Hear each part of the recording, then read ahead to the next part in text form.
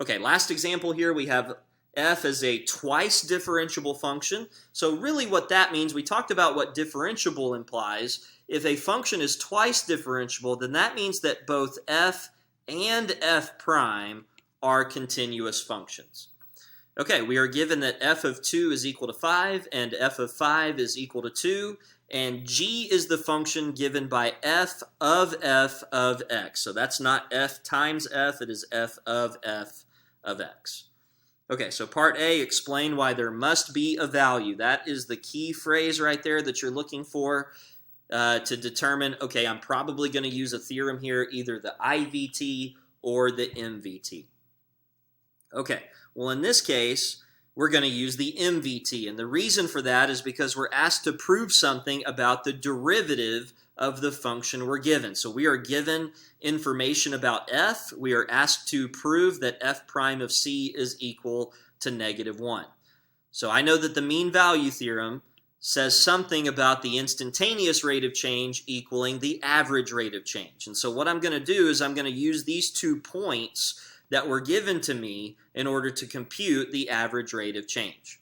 Okay, so the average rate of change is going to be f of 5 minus f of 2 divided by 5 minus 2. F of 5 is 2, says the problem, and then f of 2 is 5 divided by 5 minus 2. This is going to be -3 divided by 3, which is -1, which is exactly what I wanted it to be because that's what I'm trying to prove. Okay, so what I'm going to say now is since f is continuous, and I can abbreviate continuous, and differentiable by the MVT, there exists time t, and that t is in the interval from, well, they used the notation c, didn't they? Yeah, so if you look at the problem, they're using c, and so that's probably what I need to do as well. So I'm going to erase the t there and put c instead. So there exists a time c, 2 less than c less than 5, such that f prime of c is equal to f of 5 minus f of 2 over 5 minus 2, which we just calculated is equal to -1. Okay, so make sure that you are writing all of this. I actually can't remember if I named the theorem on the last problem on the previous page, but make sure that you name the theorem that you're using. In this case, we're using the MVT. Okay, part B of this question says, show that g prime of 2 is equal to g prime of 5. Well, probably the easiest way to do that is just to take the derivative, plug in 2, and then plug in 5, and then show that they're the same. Okay, so what we're going to do is we're going to say g prime of x, first of all. Well, remember, g of x was given by this function back up here, f of x. And so the derivative of that is going to involve the chain rule. So I'm going to have f prime of the inside function, which is going to be f of x, multiplied by the derivative of the inside function, which is f prime of x. Okay, so g prime of 2 now is going to equal f prime of f of 2 times f prime of 2, which is equal to f prime of 5 times f prime of 2. Well, I don't have any information about f prime of 5 or f prime of 2, so for right now, I'm just going to leave my answer like that. Okay, similarly, we're going to have g prime of 5, which is equal to f prime of f of 5 multiplied by f prime of 5.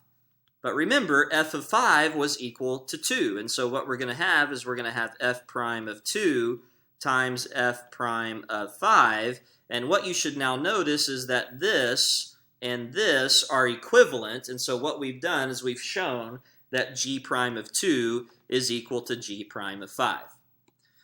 Okay, the second part of this question says to use this result to explain why there must be a value. Again, there's that phrase that we're looking for in order to know that we're using one of our 2 theorems. Okay, so in this case, we want to show that g double prime of k is equal to 0. So again, that is the derivative of something that we have information about. And so because of that, we're going to use the intermediate value theorem. Okay, or I'm sorry, the mean value theorem, because we're talking about the derivative. Okay, so what do we know? We know that since g is continuous and differentiable by the MVT, there exists, and now we look back and see what notation did they use. They used k, so I'm going to write k for 2 less than k less than 5, such that, and I'm going to abbreviate that because I'm kind of out of space on that side of the paper, so ST is just an abbreviation for such that, g double prime of k is equal to g prime of 5 minus g prime of 2 divided by 5 minus 2. But what we just did is we showed that g prime of 5 is equal to g prime of 2. And so if those two things are equal, what do you think that numerator is going to? Well, if you answered 0, then you're correct. And so 0 divided by 3 is equal to 0. Okay, so that is a great way to justify your answer on that particular problem. Okay, part C. By the way, in case you didn't know this, this is a previous free response question on an old AP exam, so this is something that you could expect possibly to wind up on your AP exam. And if that feels overwhelming right now, it's because it's the summer and you haven't actually taken the calculus course yet, and so you just need to practice more problems and get more comfortable with the information.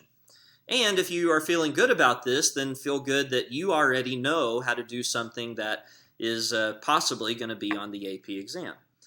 Okay, so part C says, let h of x equal to f of x minus x. Explain why there must be a value r such that h of r is equal to 0.